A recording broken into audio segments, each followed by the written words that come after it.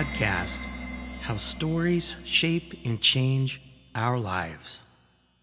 Hello, everyone, and welcome back. It's been a while since I've posted an episode, but I'm very happy to be back here to explore some new ideas with you. So I live in Seattle, Washington, here in the United States. As I'm sure most of you are aware, there's a lot of upheaval and turmoil and chaos that's been happening here in my country, particularly over the last 10 months. It's one of the reasons why I haven't posted much over the summer and into the early fall. In addition to just a lot of daily life adjustments that I've been having to attend to, both in my professional work and in my personal life, I'll have to admit another thing that has been keeping me away is I've been struggling with what I needed to post here in a podcast episode that both stays true to the purpose of this channel while also acknowledging some very real, very difficult daily struggles, daily realities that so many people in my country, and it's not just here in the United States. This is kind of an impulse that is growing worldwide. How do we make sense out of these very real situational crises that we're all experiencing and the existential crises that are coming along with it, particularly for all the marginalized communities here in my country, the United States, as I'm sure we could find evidence of all around the world.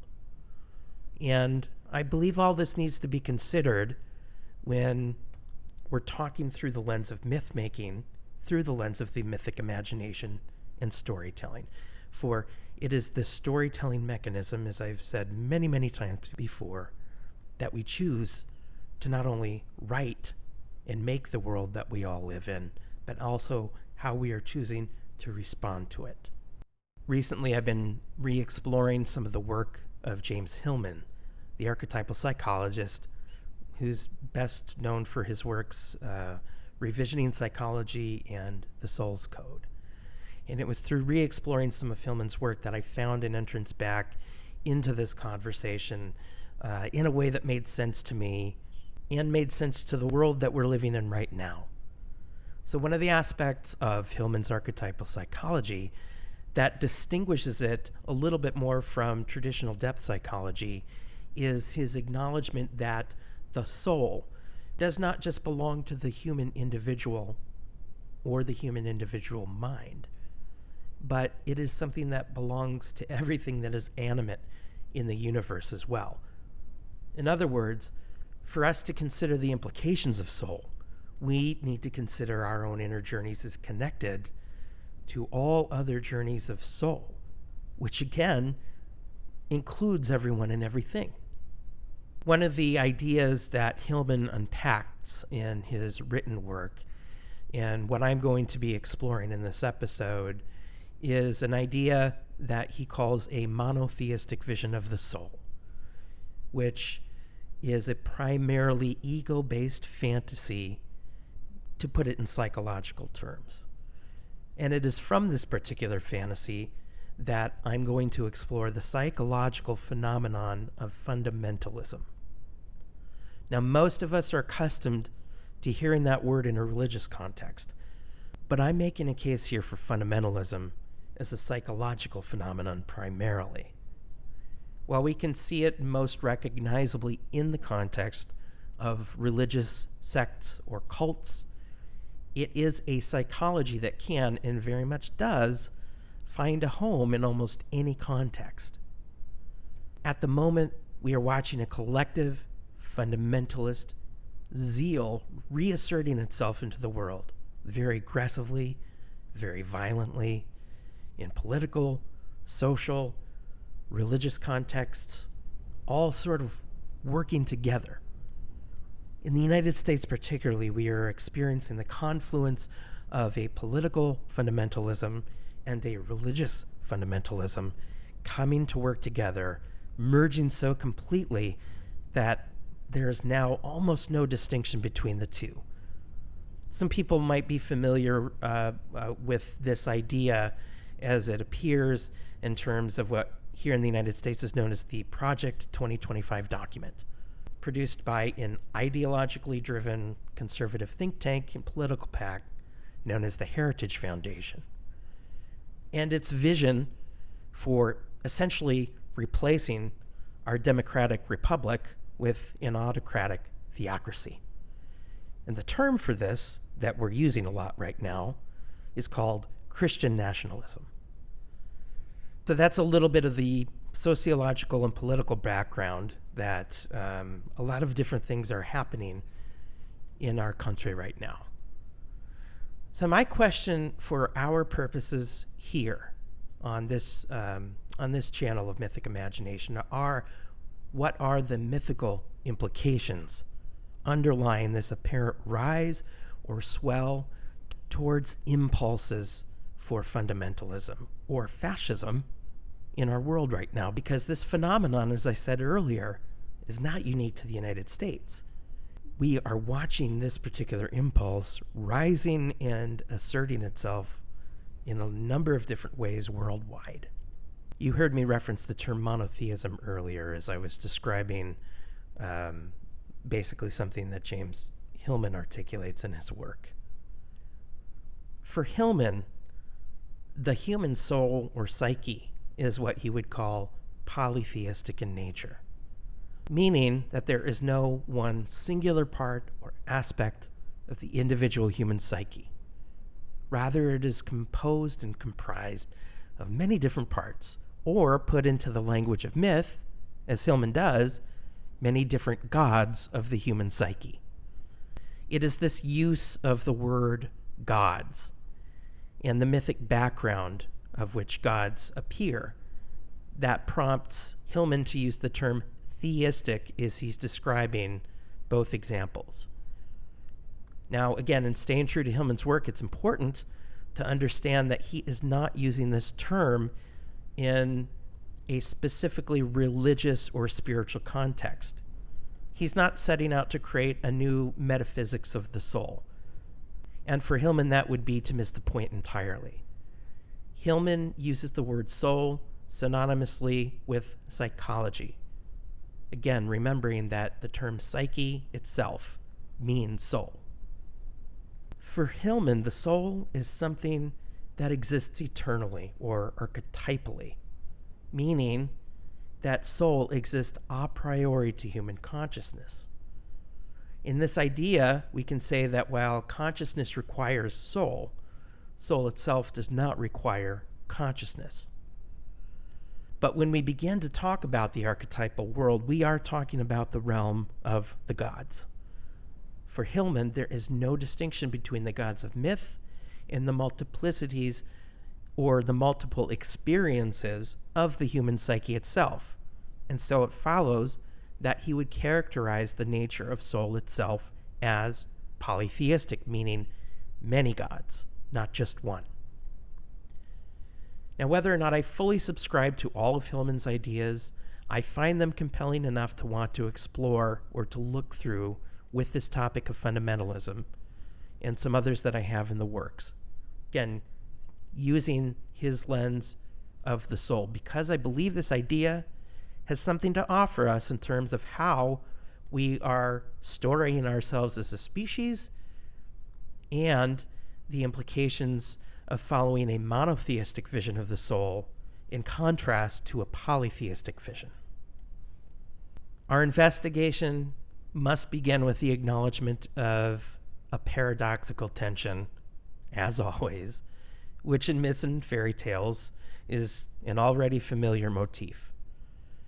For Hillman himself acknowledges that whatever this monotheistic fantasy of the soul is, it comes from the same polytheistic or archetypal realm that all other ideas and fantasies come from as well. And I'll come back to why this is important to take note of a little later on. For now, I want to explore a little further when, where, and how a modern monotheistic fantasy of the soul, which I will argue is what's currently dominating our thinking, meaning our myths, began to assert itself and how it is taken root and flourished up until this moment. I would argue that the fantasy of the monotheism of the soul, at least in Western consciousness, probably begins in the 4th century CE, when the Roman Emperor Constantine made Christianity the official religion of the state. This is where its vision becomes actualized, by becoming institutionalized, reified, and dogmatized. The impulse for this vision arguably finds its zenith in the religious positivism of the 19th century via the Protestant Reformation.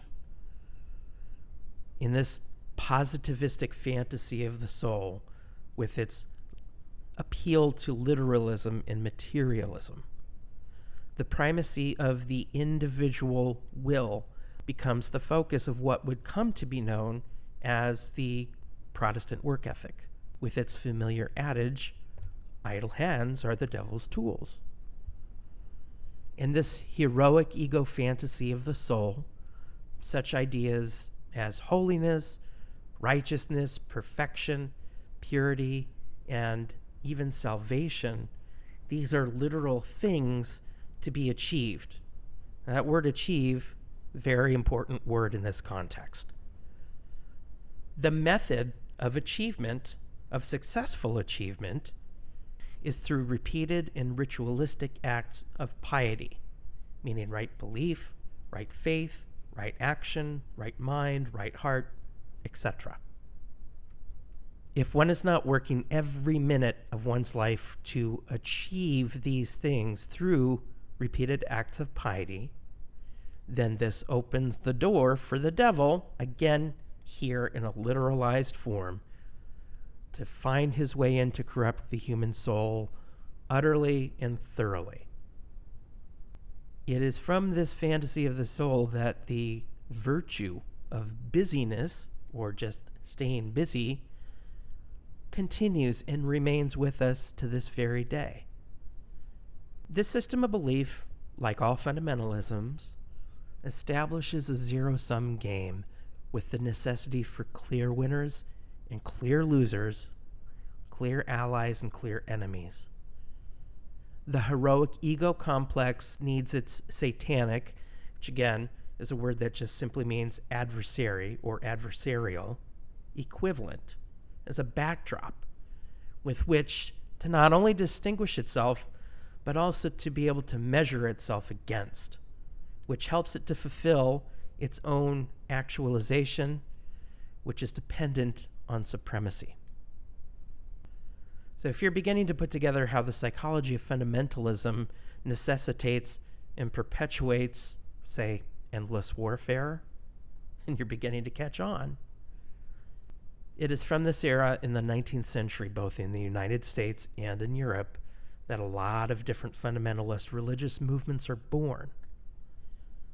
All of them are still alive currently today, predominantly in the form of Christian fundamentalist sects and movements, all of which have grown out of this 19th century reformational monotheistic fantasy of the soul.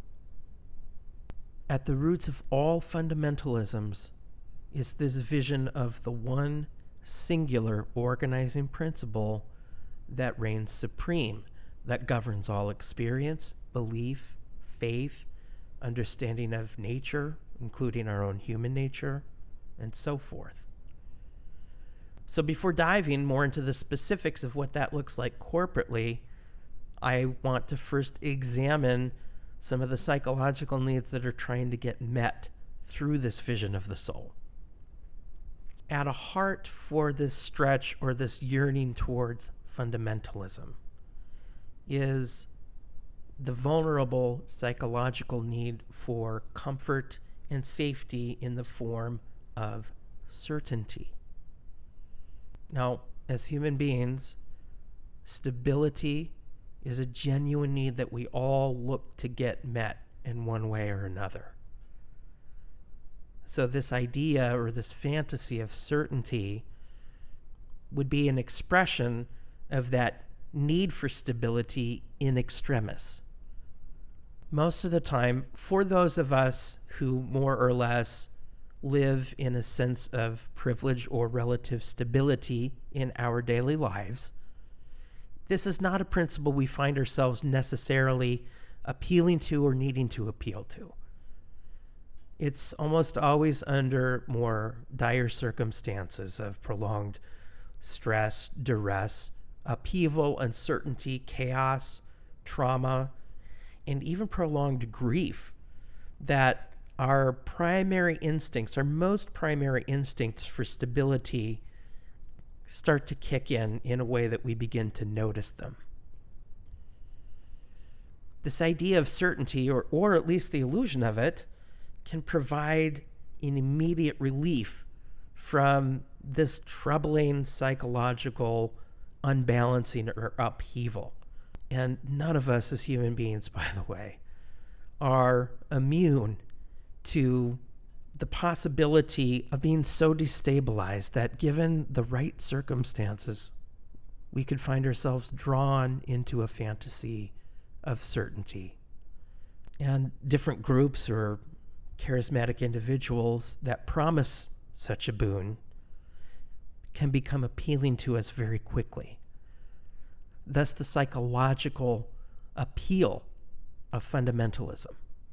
There can be a kind of comfort in giving away one's own sense of agency to someone or something else that promises to do the work for you, to work out for you what is right and wrong, to tell you what you should or should not do or think or believe. It can relieve us from having to work this all out for ourselves. But what we trade in for this apparent comfort, however, is our capacity to exercise our own agency, judgment, critical thinking, and discernment.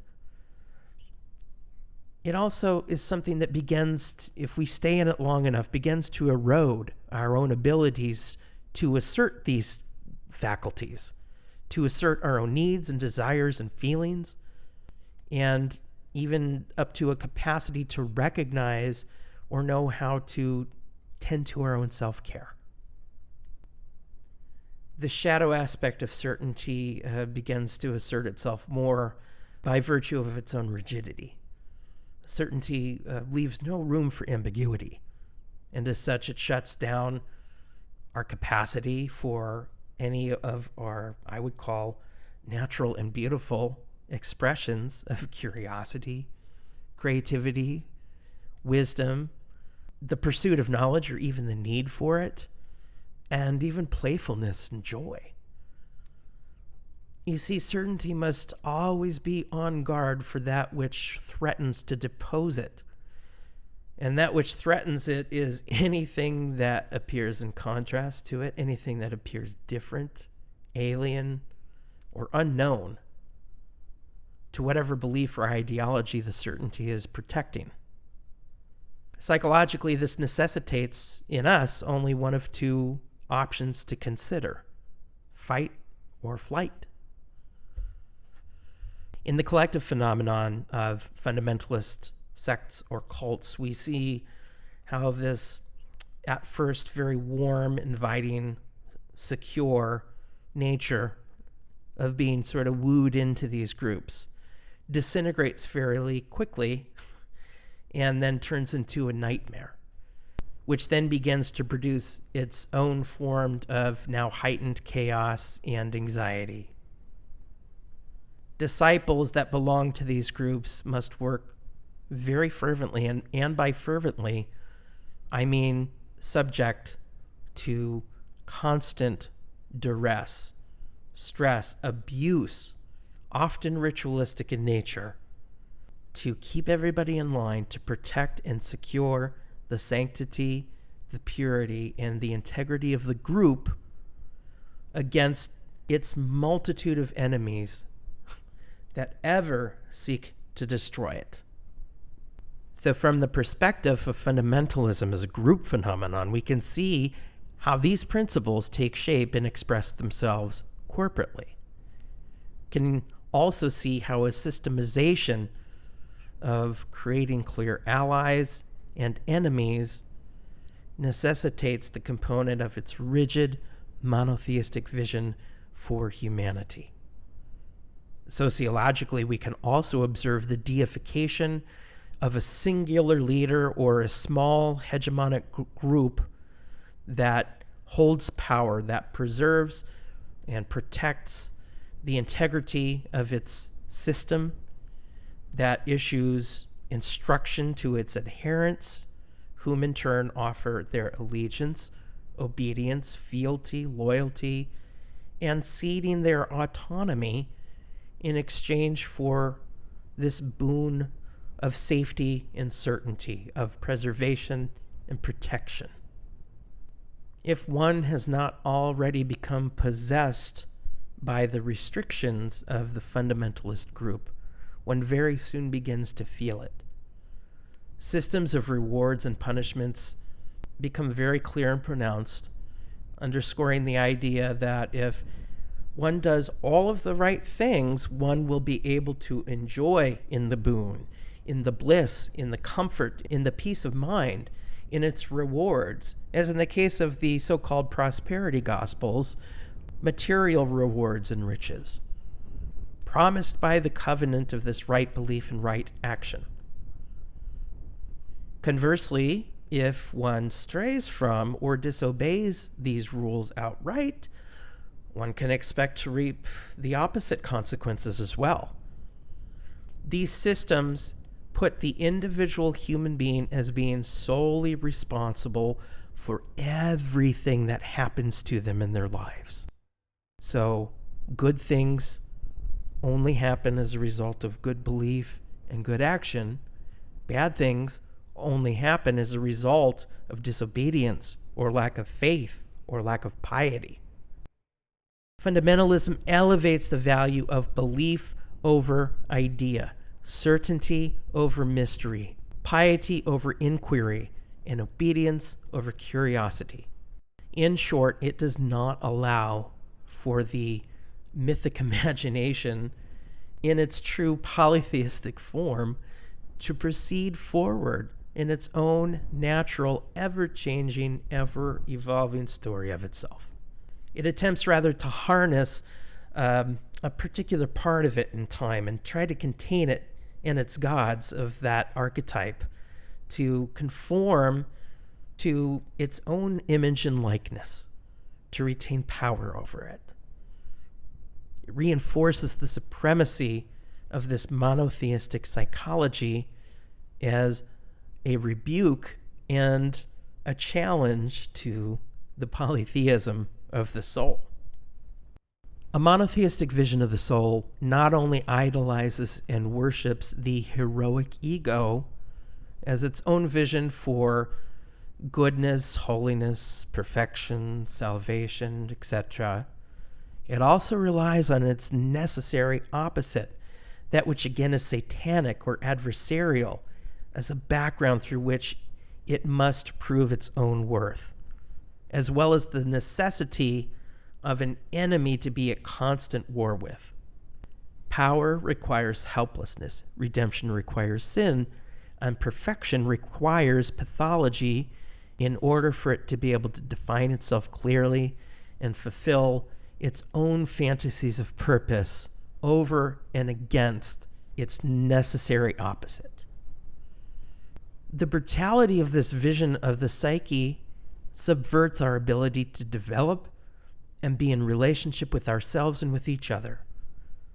Authentic relationship always requires a capacity for vulnerability, curiosity, compassion, joy, and empathy, to be able to make room for ourselves and also to be able to make room or hold space for each other.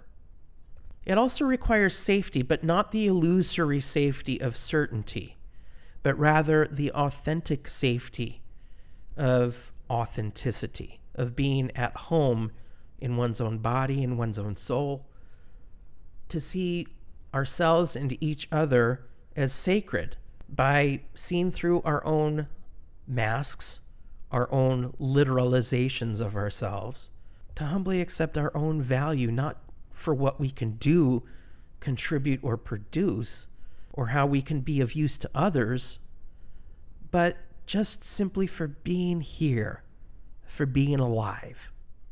The heroic ego complex of the monotheistic fantasy of the soul, along with its fundamentalist compulsions for certainty, cannot tolerate this vulnerability. It cannot tolerate mystery or ambiguity. All of these things that belong to authentic relationship. It eschews relationship for power, and as power becomes the holy or the sacred in its own system and methodology, it becomes less human, which is kind of its goal.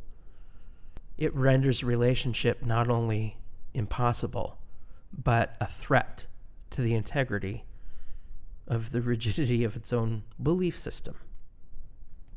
The polytheistic fantasy of the soul, as Hillman would remind us, tells us a different story. It reveals to us that relationship is not only something we do, it is also who and what we are.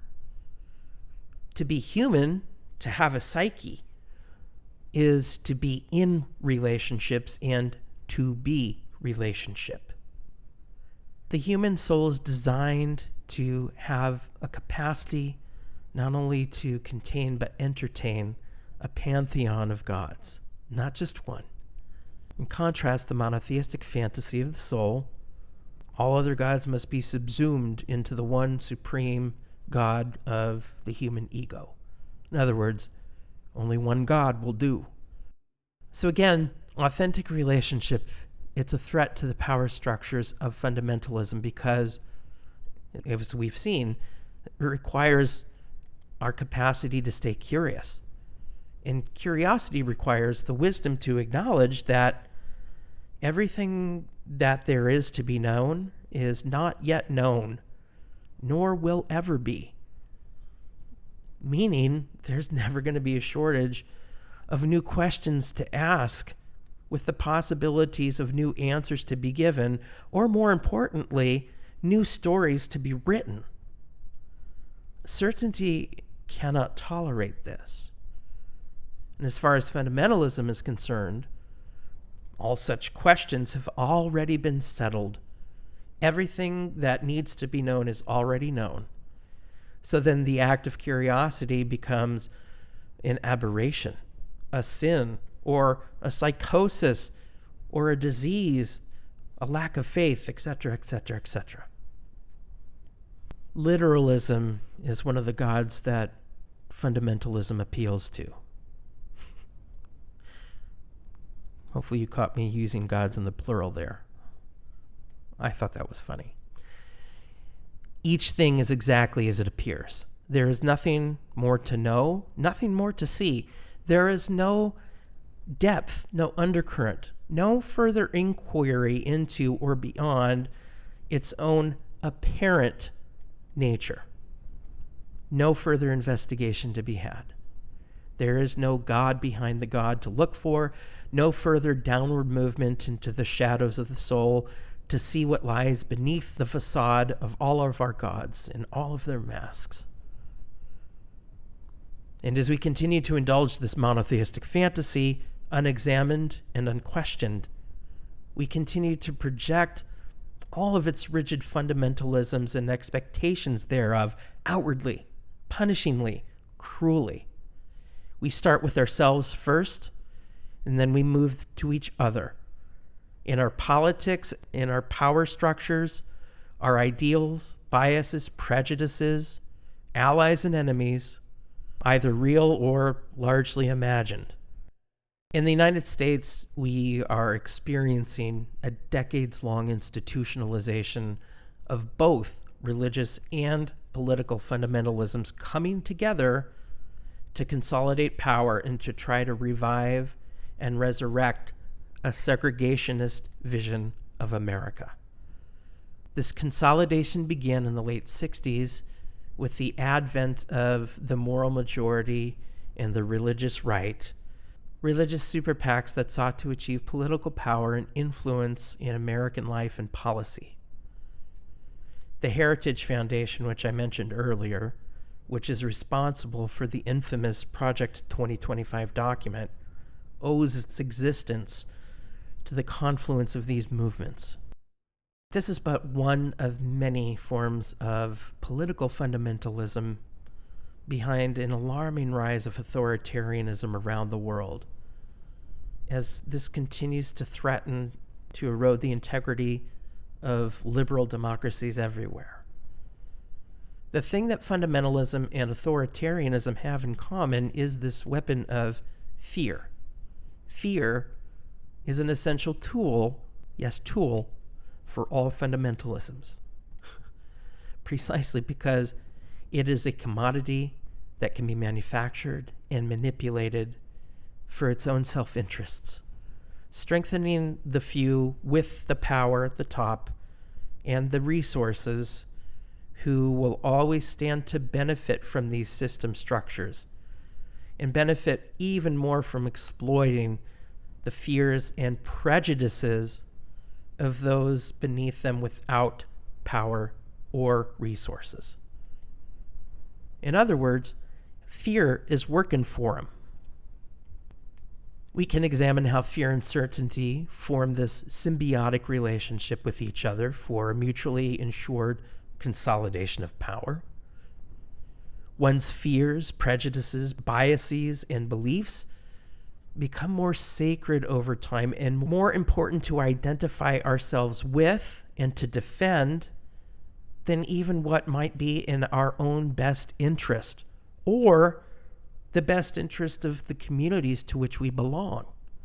But the anger that sits on top of that fear gets cultivated through repetition over long periods of time, sitting right on top of the underlying unexamined fear that gives birth to it, that breeds it.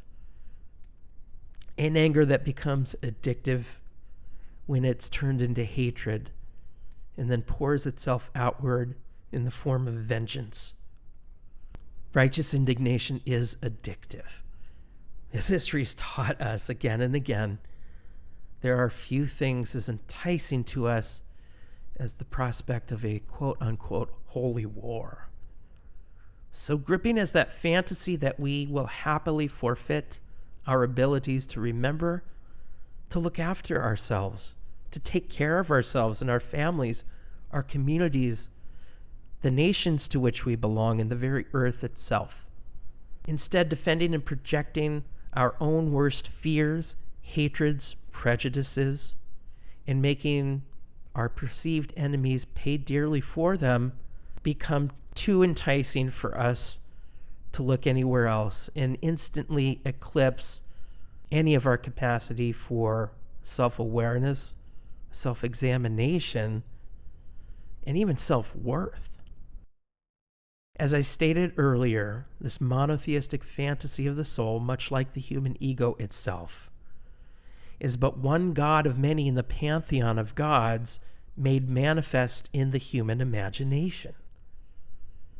And while we cannot simply make it disappear, we can give ourselves the gift of learning how to see through it, to deliteralize it, to understand that it is where we are right now, which makes it the path that we need to walk ourselves through to be able to learn how to see through it. It's the path through, but it's not our destination. The reality of the human soul, again, is the reality of all other souls, all other things. The anima mundi, which means the soul of the world. The process of soul making, according to Hillman, is the process of what he calls psychologizing, by which he means being able to see through the surface of things, the apparent veneer of things, beyond its masks, beyond its own literalisms, to see down into the depths of soul itself. Our world is crying out for us to be able to see through our own literalisms and to see through all of the dogmatic fantasies of fundamentalisms that we've attached ourselves to and imprisoned ourselves with.